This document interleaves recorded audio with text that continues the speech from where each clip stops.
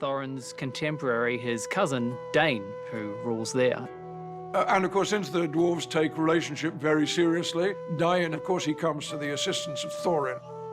From the very outset, when we first sat with Peter and discussed Dain, he was adamant that Dain needed to have a unique and specific point of difference to all the other dwarves.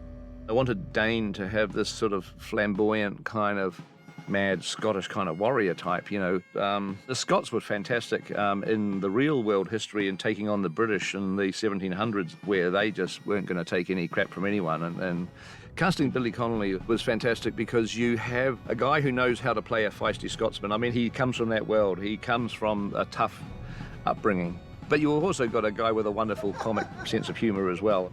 Strangest offer I've ever had from Peter Jackson, and it said, would I like to do it? It's a small but important role of Dain Ironfoot. And I like his name right away, and he's a real hard man. And he really appealed to me, you know, this guy who comes out of the darkness, and everybody's quite in awe of him. Oh no, it's him. He likes killing people. It appealed to my Glaswegian sort of side. There's a lot of us in Glasgow like that. He was pretty wild, a little bit crazy. And because at this stage we had been exploring animal motifs like the rams and boars, some of the initial ideas that I played with was this idea of giving his beard and hair design a slight boar look, shaping the beard into two kind of big tusk shapes and actually capping them with tusks. And also, wild boar often have that really spiny ridge of hair running down the back of them that makes them look, you know, a little bit sort of punk, but it also makes them look really aggressive.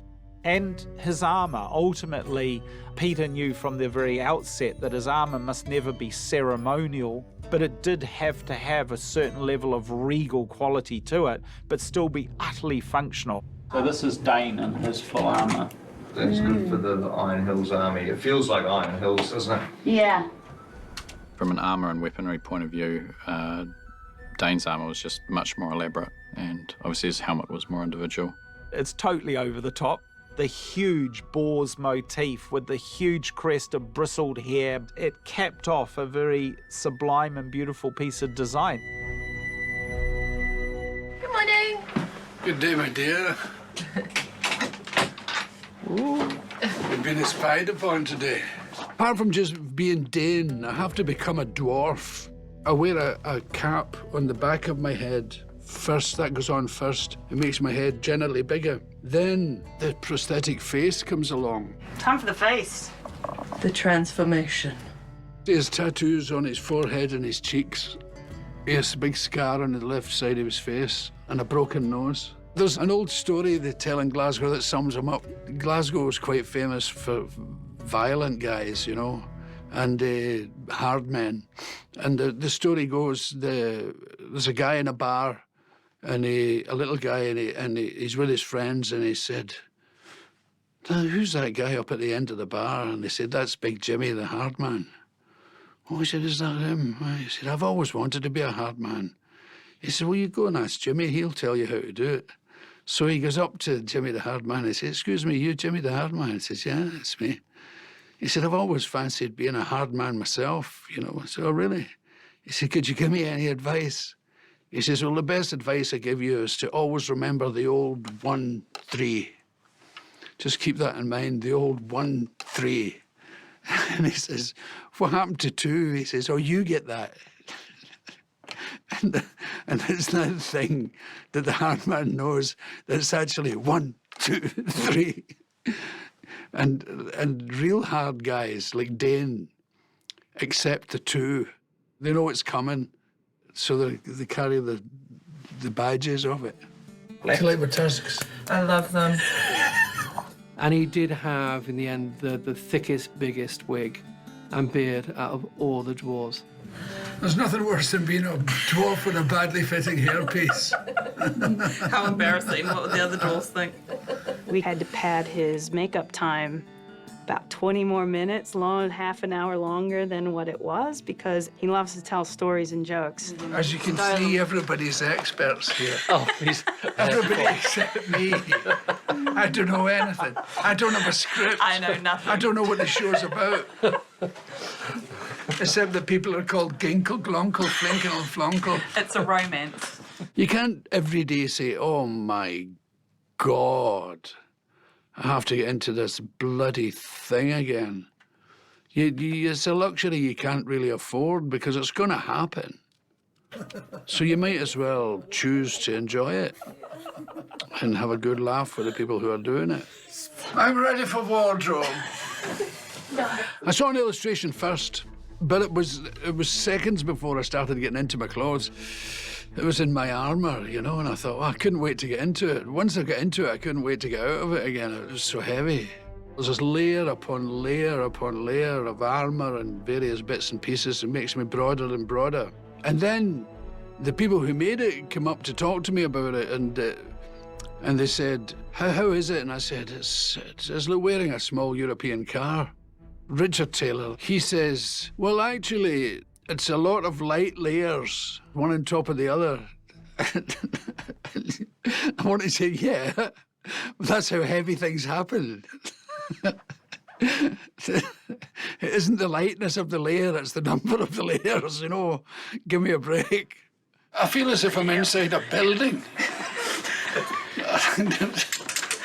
And they've built a brick toilet round me. 6 feet away, there was a full-length mirror, and I wandered over and I looked at myself and I thought, oh my God, this guy is going to terrify these people when he comes through the door. Wow. Holy Mary, Mother of God. Beautiful. Billy? Hey, how are you? All right? Nice to see you. How's it all feel? Feels great. Yeah. Okay, very good. Well, shall we shoot a bit of film? And look into the lens, lean in and say, I say we kill the bastard.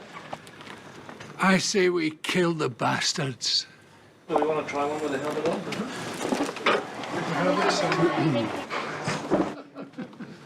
I cannot wait to kill the bastard who made this armour now. Good. Okay, cool.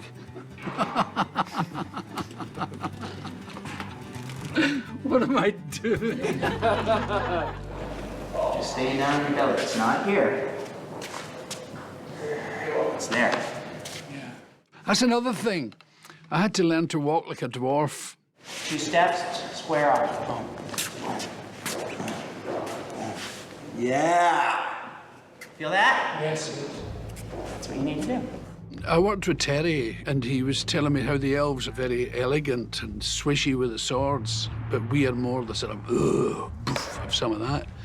And we're low slung, we've got a low centre of gravity, so you have to walk like it. You have to drop your stomach and move deadly, you know. You've got to just have that depth and that no bullshit, no wavering. You've got to really be down. But he said a great thing to me. He said, you got to listen with your back. Yeah, you don't turn around while you're walking. You just know, having crossed that path already, on your way to where you are, you know that behind you's okay. You have that sort of confidence thing. Yes! He's a very clever fellow. And so's Steve. And Steve teaches violence with such happiness and joy.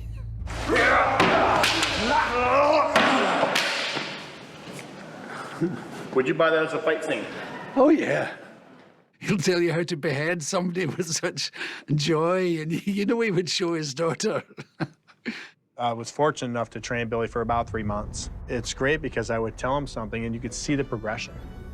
He's going, yeah, okay, I get it, I get it. You can see you're actually connecting with the guy. Can I do it once more? Yes, you may. That's the spirit, Billy. Shoulders back, knees with your stomach.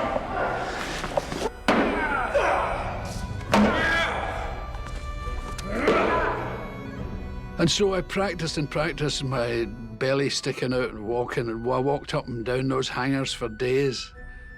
And then I put the outfit on. It just drove me into the position, so I hadn't needed to practice at all.